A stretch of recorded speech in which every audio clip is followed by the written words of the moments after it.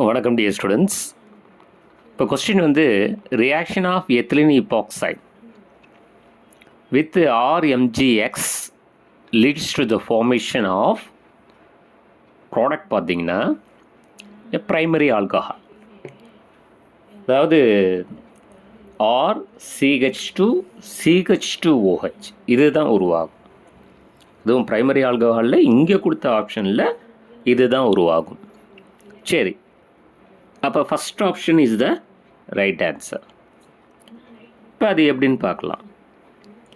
இப்போ RMgX alkyl magnesium halide இது Grignard reagent plus ethylene epoxide.